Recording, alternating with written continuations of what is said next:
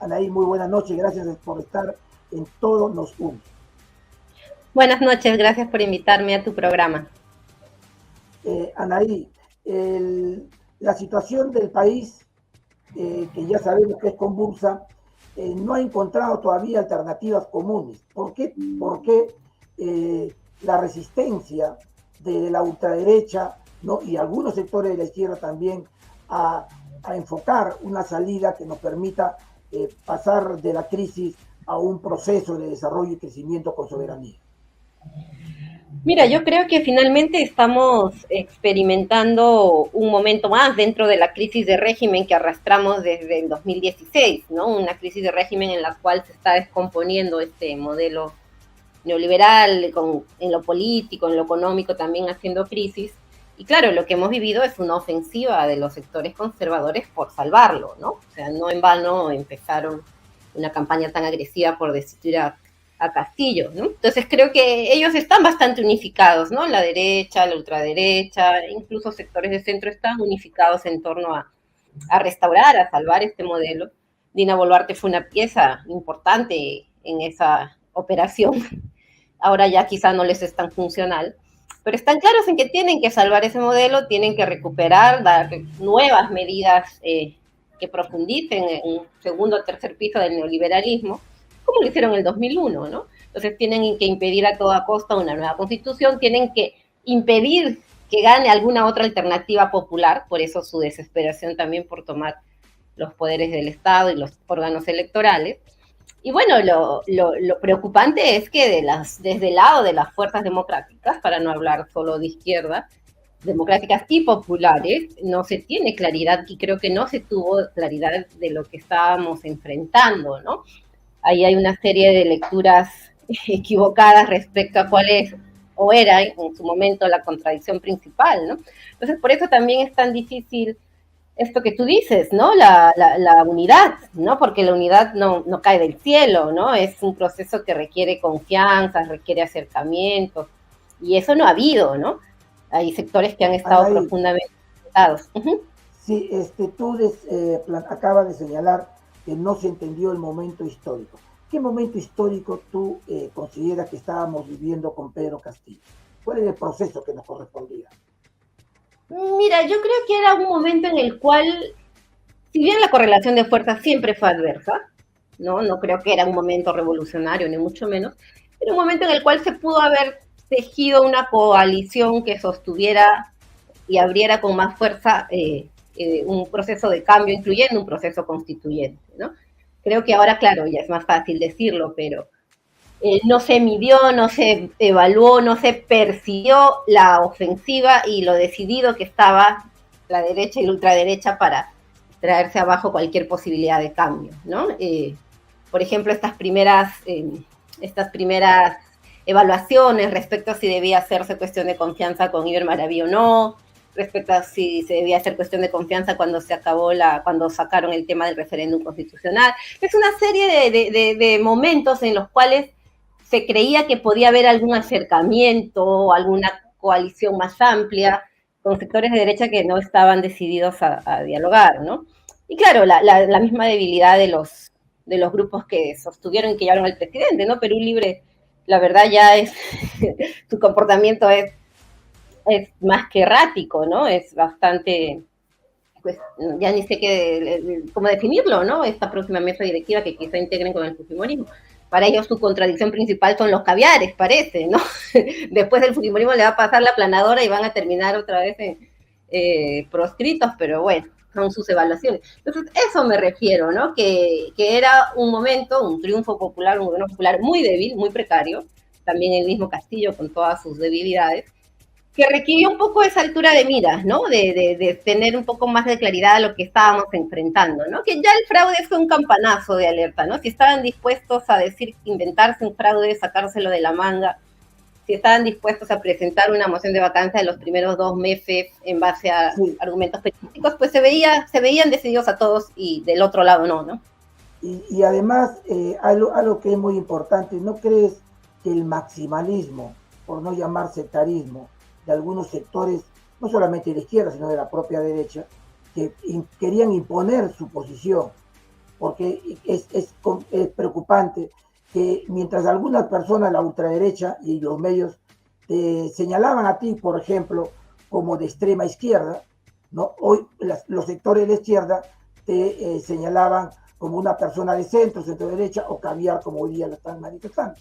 ¿No? ¿Cómo entender la calificación o definición de sectores, ¿no? Que estando en el mismo campo antiimperialista y antifascista, ¿no? Se denigran y sorprenden por sus expresiones? Bueno, es que como te digo, es el ABC del marxismo, ¿no? O sea, ¿cuál era la contradicción principal? ¿Cuál es en este momento, no? Creo que no se entendió de ningún lado. La contradicción principal era esa ultraderecha tan organizada y decidida todo que estaba avasallando, ¿no? Entonces, mientras uno decía caviar, mientras el otro decía corrupto, mientras el otro, y nos enfrascábamos en ese dimes y diretes, pues ellos avanzaban haciendo todos los cambios que necesitaban para estar como ahora están, ¿no? Entonces sí creo que pues hay lecciones de sobra, creo que habría que hacer quizá un balance con más tiempo de aquello que falló, que no se hizo, pero definitivamente para mí hubo una muy mala lectura del escenario Y y el una escenario de dificultad ahora, enorme conocer cuál era la contradicción principal en su momento, ¿no? y el escenario de hoy día, ¿cuál debe de ser? Si las conductas no han variado. En las redes, las expresiones de dirigentes están todavía señalándose eso, pese a que el día de mañana se inicia el primer encuentro de las organizaciones populares y sociales de nuestra patria.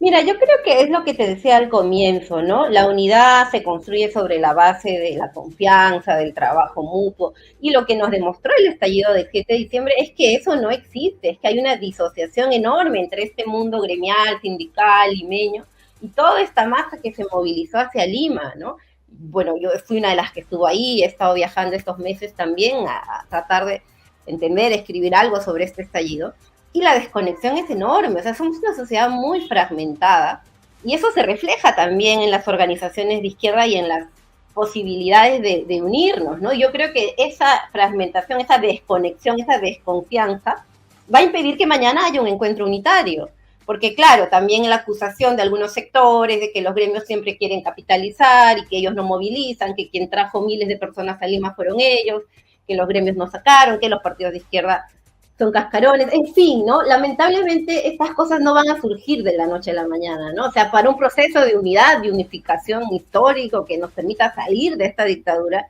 se requiere, yo creo, un proceso más profundo, ¿no? Y de confianzas que no se han construido. Lamentablemente esto nos está demostrando esa debilidad, ¿no? Y creo que pues ahí toca justamente buscar con la sencillez del caso esos vínculos, conecten mundos tan distintos, ¿no? Pero también no podemos negar, más allá de radicalismos de algunos sectores que vienen de las regiones, ¿no? Con desconocer que realmente las organizaciones políticas no han estado a la altura de lo que pasa, mejor dicho, la política nacional, los partidos políticos no están a la altura. Eso significa votarlos y jugar con movimientos, con el anarquismo, o reconstruir la política y las organizaciones en el país. Pues en eso están, ¿no? O sea, ¿qué partidos hablamos, no? Los del Congreso no representan a nadie, ¿no? Perú Libre, ya ni sé cómo se llaman las bancadas, ¿no? Se han dividido en 7, 8 bancadas. Entonces, esa desconexión, esa crisis de la política tiene que venir de un proceso de regeneración que no pasa solo por inscribir un partido o por encontrar un buen candidato, ¿no? Yo creo que ese es el gran desafío y eso también tienen que entender las regiones que se han movilizado, los movimientos que están surgiendo con tanta fuerza, ¿no? Que en algún momento hay que tener un proceso también de construcción de un instrumento político, ¿no? El tema es de dónde lo construyes y con quiénes lo construyes, ¿no? Porque claro, si va a venir de arriba a decirte la gente de Lima, los gremios, los partidos que ya existen, este es el instrumento, vengan para acá, no va a prosperar, ¿no? Entonces, yo creo que estamos en ese momento histórico, creo que hay que avanzar también con algo de paciencia, estamos en una situación que requiere un esfuerzo muy sostenido, ¿no? De no desanimarse, de encontrarse, de buscarse, etcétera, ¿no? Y la humildad de las organizaciones políticas también, de las organizaciones más representativas, de reconocer que las formas de institucionalizarse y de participación de las regiones no es totalmente distinta a la del mundo occidental. La cultura andina tiene otra manera de dinamizarse, ¿verdad? Pues sí, y que yo creo que, por eso hablaba de mucha sencillez y humildad también, para no considerarse la vanguardia. ¿Qué pasó en el verano cuando llegaron todas estas organizaciones? ¿Cuál fue el rol de los sindicatos? ¿Los alojaron en sus sindicatos? No. O sea, lamentablemente lo que vimos fue una fractura muy grande entre todo este mundo popular andino que se movilizaba, para no hablar de izquierda o derecha, porque yo creo que no es algo ideológico lo que está en juego, es algo más bien, yo sí creo, más popular, más de abajo que de izquierda o derecha, ¿no? Entonces, ¿cómo compatibilizamos esas tradiciones de lucha? ¿Cómo nos encontramos en una sola agenda?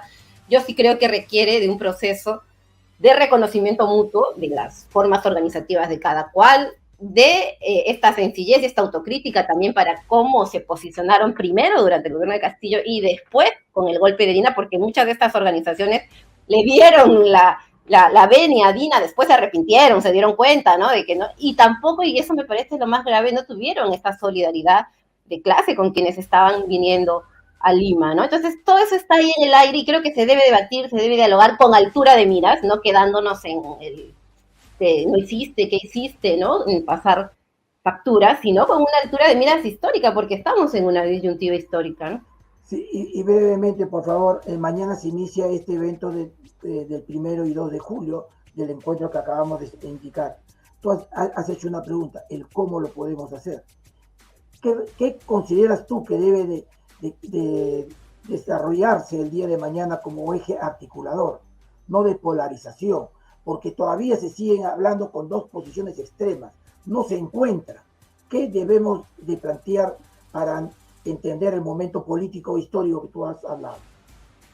Bueno, para empezar, ya un sector de la CONULVA adelantó que no va a participar, ¿no? Yo creo que lo que debe primar es un esfuerzo unitario que reconozca el liderazgo de las regiones, que reconozca el liderazgo desde abajo, y que eso pasa porque los gremios, los movimientos, organizaciones políticas que se están sumando tengan la grandeza de ponerse más al costado que arriba, ¿no? Que es lo que suele pasar en este tipo de encuentros, lamentablemente, porque, como te digo y te reitero, arrastramos desconfianzas históricas, ¿no? Y eso no se construye en 1 o 2 meses, ni siquiera en medio año, ¿no? Un proceso mira lo que fue el MAS, ¿no? 9 años de trabajo para lograr consolidar una estructura de un instrumento político, ¿no?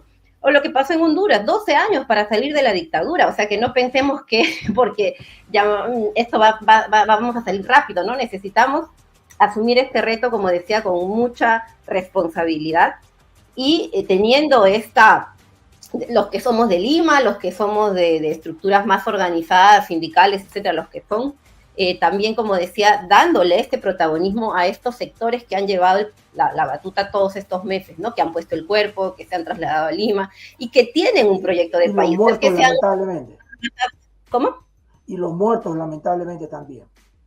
Así es.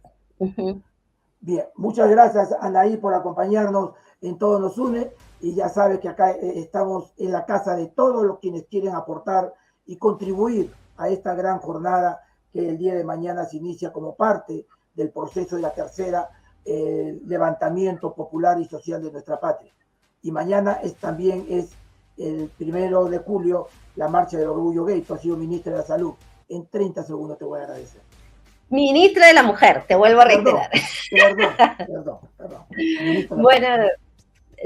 Bueno, también saludar en la movilización de mañana, ¿no? Creo que es fundamental que terminemos con cualquier forma de discriminación y más bien abramos espacio a un país diverso donde todos tengamos los mismos derechos. Y saludar la marcha de mañana, por supuesto. Ha sido la ministra de la Mujer, Anaí Durán, que nos acompaña en este programa de Todo Nos Une. Muy buenas noches.